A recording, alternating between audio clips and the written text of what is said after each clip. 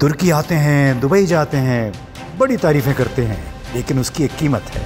इस्लाम तो है, इस्लामी मुल्क है, लेकिन कोई यहाँ बहस नहीं है। एर्दोगान से पाकिस्तान के रहनुमाओं को अभी बहुत कुछ सीखना है। नया पाकिस्तान उस वक्त बनेगा जब फॉरवर्ड लुकिंग सोच सामने आएगी।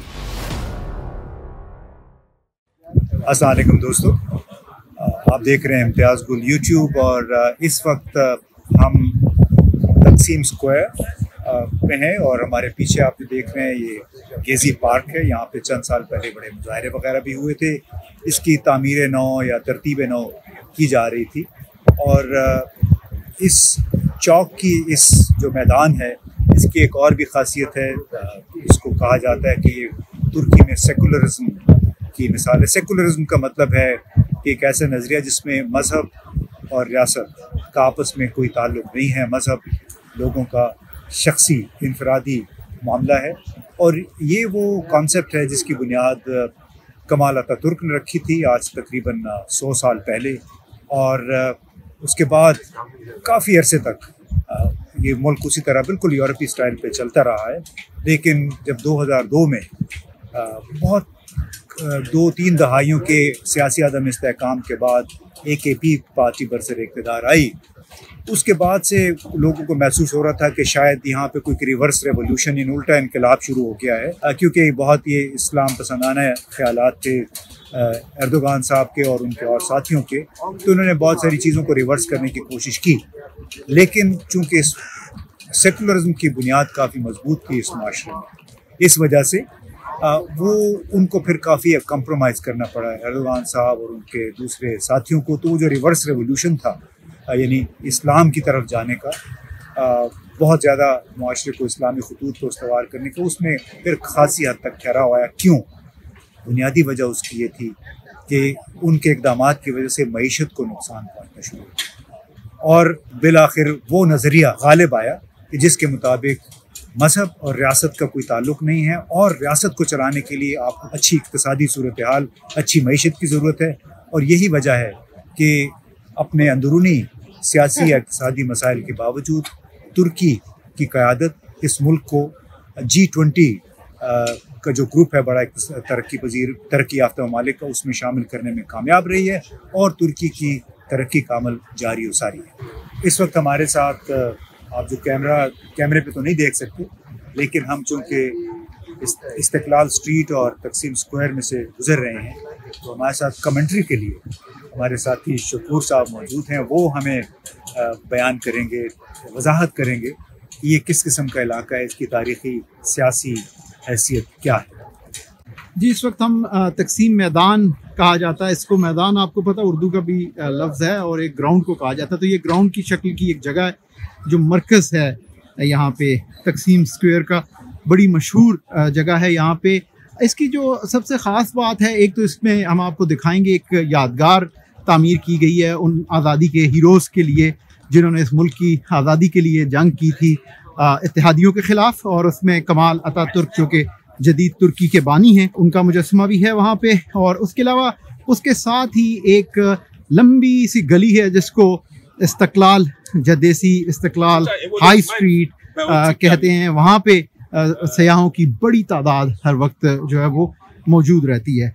तो ये जिस इलाके से हम गुजर रहे हैं, ये भी आप देख सकते हैं कि कुछ अर्सा पहले ऐसा नहीं था, लेकिन इसकी लैंडस्केपिंग की गई है और बड़ी तादाद में खूबसूरत दरख्त लगाए गए हैं और उसके साथ साथ बेंचेस भी बनाए गए हैं ताकि अगर आप यहाँ पे स्ट्रॉलिंग करते हुए या चहलकदमी करते हुए इस इलाके में थक जाते हैं तो आप आराम से बैठ सकते हैं। ये वो चंद बहुत बुनियादी सहूलतें हैं जो मैं ये समझता हूँ कि तरक्की याफ्ता ममालिक जो है वो अपने शहरियों को, टूरिस्ट को देते हैं और इसीलिए वो इस काबिल हो पाते हैं कि वो टूरिस्ट को अट्रैक्ट करते हैं, क्योंकि उन्हें पता है कि यहाँ पे बुनियादी सहूलियात होंगी। एक बात मैं ज़रूर कहना, और ये देखिए हर जगह पे ATMs जो हैं वो आपको लगे हुए नज़र आएंगे, यानी पैसों का आपको कहीं पे भी किसी भी वक्त कोई मसला नहीं होगा। और ये देखिए यहाँ पे इस वक्त आप देखें कि कितना खूबसूरत मंजर है सामने। ये बिल्कुल एक नो तामीर शुदा मस्जिद है। तकसीम स्क्वायर की जो पहचान हमेशा से रही है वो एक सेकुलर पहचान रही है, लेकिन सदर रजब तैयब एर्दोगान की हुकूमत ने यहाँ पे एक मस्जिद कायम करके ये कोशिश की, बताने की कोशिश की है कि ये मुल्क जो है वो दोनों तौर पर के लिए एक नमूना है, ख्वाह वो इस्लाम पसंद हैं या वो सेकुलर हैं। यहाँ पे सबसे ज़्यादा जो बार्स हैं जहाँ शराब की फ़रोख्त होती है वो भी यहीं पे मौजूद हैं। तो ये अब उन्होंने इंडिविजुअल के लिए ये फ़ैसला रख दिया कि आप अब एक एज ए फ़र्द आप क्या करना चाहते हैं। आप मस्जिद जाना चाहते हैं तो आप बखुशी अज़ीमुश्शान मस्जिद में जाएं, और अगर आप बार में जाना चाहते हैं आप बार में जाएं और वहाँ पे जाके बैठें और अपना वक्त गुजारें अपने दोस्तों के साथ। तो ये जो फ़ैसले हैं ये मेरा ख्याल है स्टेट को नहीं करने चाहिए, ये फ़ैसले इनफरादी हैं, और अगर ये इनफरादी फ़ैसले होंगे तो वो मजबूत भी होंगे और यकीनन पायदार होंगे। इम्तियाज़ गुल यूट्यूब पे हम दोबारा हाजिर हैं। जैसे हमने वादा किया आपसे कि आपकी मुलाकात हम शकूर साहब से करवाएंगे। मेरे शागिर्द भी हैं, साथ ही सहाफ़ी भी हैं, और आजकल TRT जो कि तुर्की का समझें BBC है, उसमें काम कर रहे हैं और बड़ा इन्होंने तुर्की में आके नाम बनाया है, कमाया है। तो जनाब बड़ी खुशी हुई आपसे इधर मिलके।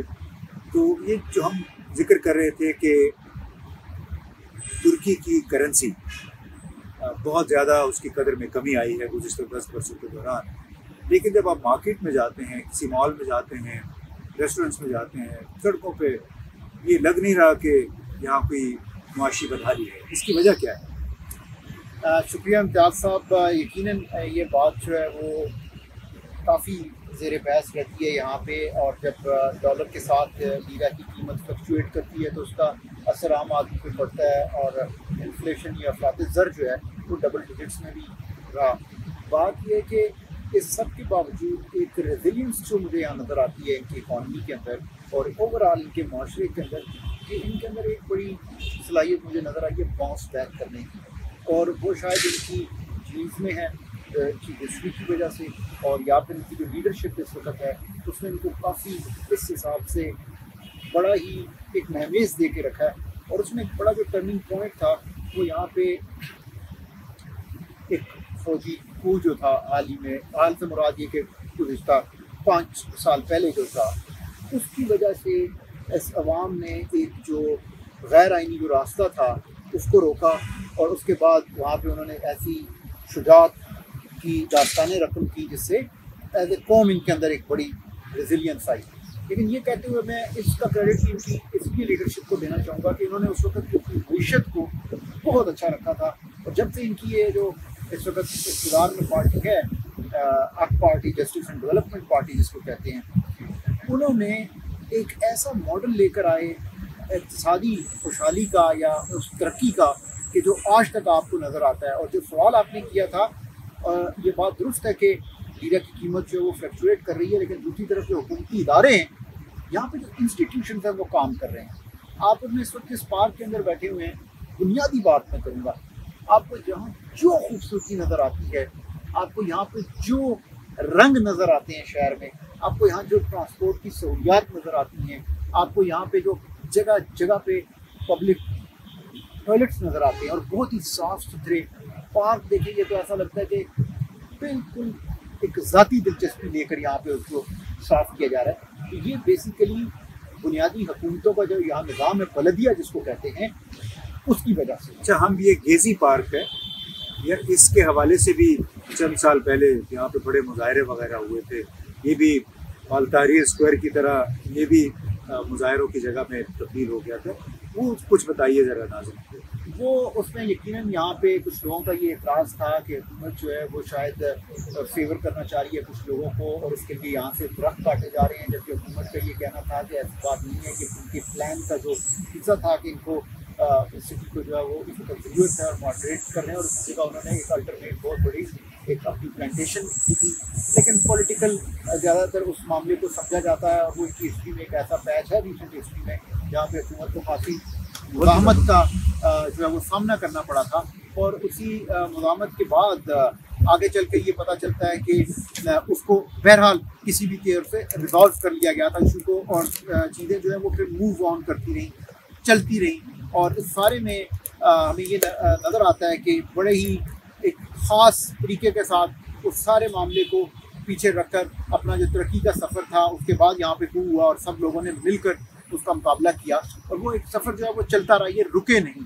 तो मैं ये समझता हूँ कि इसमें एक बहुत बड़ा किरदार जो इनके इदारों का है, जो इंस्टीट्यूशंस की ओवर द ईयर्स डेवलपमेंट की गई है, जो उनको मजबूत किया गया है, उसकी वजह से खासा बेहतर सूरत हाल। अच्छा, उसमें ये भी लगता है कि जब से एर्दोगान साहब आए हैं यहाँ पे बहुत सारी पाबंदियां भी देखने को मिली हैं, जिसको जमहूरी हुकूक का कहा जाता है, चाहे मीडिया है, चाहे बहुत सारे दूसरे इदारे, लेकिन ऐसा महसूस होता है कि लोगों को उससे ज़्यादा दिलचस्पी अपनी इक्तिसादी सूरत हाल से है, जिसकी वजह से यहाँ पे कोई अदम इत्मीनान नज़र नहीं आता।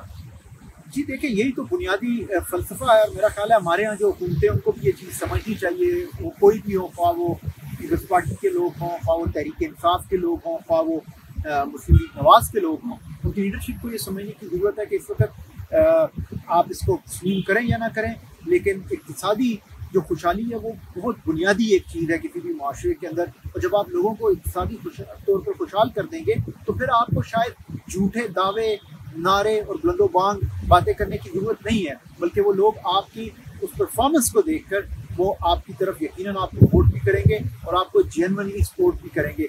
और फिर जब इसी तरह आप लोगों को खुशहाल कर देंगे माशी तौर पर, तो फिर जो आपके दीगर इशूज़ हैं उसके ऊपर आप डिस्कस कर सकते हैं। गवर्नमेंट का मॉडल क्या होना चाहिए, प्रेसिडेंशियल होना चाहिए, वो एक जो है पार्लियामेंट्री डेमोक्रेसी होनी चाहिए, या एक फेडरलिज्म है, या आप मज़ीद ऑटोनॉमी देना चाहते हैं, सूबों को खुद मुख्तारी देना चाहते हैं, तो फिर आप इन चीज़ों को डिस्कस कर सकते हैं। लेकिन पहले बुनियादी बात यह है कि आपका जो माशी तौर पर आपको मजबूत होना चाहिए। ये बताइए कि यहाँ कुछ दुकानदारों से मुलाकात हुई तो लामहला जब वो पूछते हैं कि आप कहाँ से आए, उनको हमने बताया कि पाकिस्तान से हैं, तो एकदम वो हमारे वज़ीर आज़म इमरान खान का जिक्र करते हैं। बल्कि एक दो दुकानदारों ने ये भी कहा कि इमरान खान और हमारे जो सदर हैं एर्दोगान साहब, वो कोई एक ही जैसे हैं, उनके ख़यालात मिलते जुलते हैं। तो आपका इस बारे में क्या ख्याल है? देखिए, ख्यालात की जहाँ तक बात है तो, और ज़ाहिर कद काट की तो खासा मैच करता है, लेकिन मेरा ख्याल है दोनों की बड़ी मुख्तलिफ सूरत हाल है। एर्दोगान साहब जो हैं वो एक बहुत ही, आप कह सकते हैं कि ग्रास रूट से स्ट्रगल करके, जेन्युइन स्ट्रगल करके सामने आए हैं, और उन्होंने अपना पार्टी का जो यहाँ पे पूरी पार्टी को इस्टेब्लिश किया बहुत अच्छी तरह, और ज़्यादातर अपने जो लोग थे उनको लेकर आए। उन्होंने मुख्तलिफ पार्टी से लोगों को लेकर के उस तरह से एक हुकूमत नहीं बनाई। और उसके साथ साथ ये भी मैं ज़रूर कहूँगा, अगर उनका माशी प्रोग्राम जो है वो तमाम मुसलमान मुल्कों में अगर देखा जाए तो बिलाशुबा एक इंतहाई कामयाब माशी प्रोग्राम है। तो ये कुछ फ़र्क है। बाकी जहाँ तक मुस्लिम उम्मा की ओवरऑल अगर आप बात करते हैं तो उसमें शायद कुछ स्टेजेस इन्होंने शेयर किए हैं, और इनके ख्यालात जो है वो एक तरह के हैं। और इमरान खान को यहाँ पे लोग पसंद करते हैं उनकी शख्सियत की वजह से। देखें, करिश्मा तो उनकी ज़ात में एक है, और उसको तो आप जुटला नहीं सकते, लेकिन मैं समझता हूँ कि शायद इमरान खान को एर्दोगान साहब से बहुत कुछ सीखने की ज़रूरत है। ये मेरा ज़ाती ख्याल है। बाकी उनके फॉलोअर्स जो हैं वो इसको पसंद करें ना करें, लेकिन यकीनन टर्की एक मॉडल हो सकता है जहाँ से इमरान खान साहब की जो हुकूमत है वो ये देख सकते हैं कि अगर वो जेन्युइनली आवाम के दिलों पर हुकूमत करना चाहते हैं और अपने इक़्तिदार को वाकई एक जेन्युइनली दवाम देना चाहते हैं, तो उसके लिए क्या स्ट्रेटजीज हो सकती हैं। तो ये एक अच्छा एग्जाम्पल है। और ये यहाँ तो हमको कोई बड़ी फ़र्हत भी मिलती है, राहत भी मिलती है। हम जेसी पार्क में बैठे हुए हैं, इसके ऊपर बड़े हंगामे भी हुए, तो उसका नतीजा फिर क्या है? और उसका नतीजा देखिए वही निकला कि गवर्नमेंट ने उसको रिजॉल्व किया, और फिर ये कौम आगे बढ़ी। फिर ये उसमें वो यकीनन इनकी हिस्ट्री में मौजूद है, रिसेंट जो हिस्ट्री थी, लेकिन ये है कि उसको लेकर के फिर कोई ज़्यादा वो हमेशा के लिए उसको नहीं बनाया गया। एक केस था, आया, लोगों ने अपना प्रोटेस्ट रिकॉर्ड कराया। एक डेमोक्रेसी के अंदर ये होता है कि यहाँ पे कुछ मुजाहरे हुए, पुलिस ने उसको टैकल किया, आगे अब ये कौम आगे चल चुकी है। और आपने बड़ा सही तस्वीर ये किया है कि मेन चीज़ जो यहाँ नज़र आती है, जो वाकई एक बड़ा कंसर्न यहाँ के लोगों के लिए नजर आया, वो यहाँ पे इकॉनमी का मसला है। वो ये समझते हैं कि ये सबसे ज़्यादा एक अहम बात है जिसको ऊपर वो कंप्रोमाइज़ नहीं करते। और मैं समझता हूँ कि जो इलेक्टोरेट है उसका ये राइट बनता है, जो सिटीज़न है वो यही है कि वो हाई प्रिविलेज बंदा होता है अपने मुल्क के अंदर, तो उनका ये बनता है कि बेसिकली हमारी हुकूमत जिसको हम टैक्स दे रहे हैं वो हमें क्या दे रही है। टैक्स की जो हम बात करते हैं तो मैं ये समझता हूँ कि टैक्स जो है वो भी एक बहुत इंपॉर्टेंट बात है, और उसके ऊपर भी गौर करना चाहिए कि यहाँ पे टैक्सों की जो शरह है वो काफ़ी ज़्यादा है और लोग बड़ी बाकायदगी के साथ पे करते हैं। और अगर आपको ये खूबसूरत पार्क्स, बिल्डिंग्स, फैसिलिटीज़ नज़र आती हैं तो इसमें बहुत बड़ा हिस्सा इस बात का है कि अवाम ईमानदारी से अपना टैक्स देते हैं और जो उस टैक्स को वसूल करते हैं वो ईमानदारी के साथ उस टैक्स को इस्तेमाल करते हैं। जी जनाब, आपने शकूर साहब की बातें सुनी और बिलाशुबा एक सबसे नुमाया बात जो इस माशरे की है वो बार बार हमें दूसरी जगह भी सुनने को मिला, खुद हमें एहसास हुआ इसका कि यहाँ पे टैक्स कल्चर भी मौजूद है, ईमानदारी भी मौजूद है। हमारे लोग बड़े बड़े सरमायाकार, सनतकार तुर्की आते हैं, दुबई जाते हैं, बड़ी तारीफ़ें करते हैं कि हर चीज़ डिजिटाइज हुई है, हर चीज़ ऑनलाइन हो जाती है, सर्विसेज बड़ी अच्छी हैं, चाहे सेहत का शोबा है, चाहे आप म्यूनसिपैलिटी में चले जाएं, लेकिन उसकी एक कीमत होती है। वो कीमत हर शहरी को, हर सनतकार को ईमानदारी के ज़रिए ख़ुद अदा करनी होती है। यानी आपने टैक्स देने हैं, टैक्स डॉज नहीं करना है, कोई शॉर्टकट तलाश नहीं करना है। उसी वजह से ये मुआशरा, जैसे आपको लग रहा है, आप ये विजुअल्स भी देख रहे होंगे, यहाँ पे तालीम चूँकि बहुत आम है। अब देखिए इसमें आपको हिजाब में भी ख़वातीन नज़र आएंगी, आपको स्कर्ट्स में, मिनी स्कर्ट्स में भी ख़वातीन नज़र आएंगी, मुख्तसर कपड़े पहने होते हैं, लेकिन किसी की मजाल है जो किसी एक खातून के पीछे उसका तहाक़ुब करना शुरू कर दें। बिल्कुल हर बंदा अपने अपनी धुन में मगर काम में मसरूफ़ है, कोई परवाह किए बगैर। फिर यहाँ पे आप देखिए इसको, ये कुत्ता है किस तरह मोटरसाइकिल वाला खुद को बचा के जा रहा है। ये आवारा कुत्ता है, लेकिन आवारा कुत्तों की भी वैक्सीनेशन की हुई है और इससे आपको अंदाज़ा लगता है कि एनिमल राइट्स यानी जानवरों के भी यहाँ पे हुकूक हैं और जानवरों के साथ साथ इंसानों का ख्याल रखा जा रहा है। शायद इसी वजह से, मैं कह रहा हूँ शायद इसी वजह से यहाँ पे जो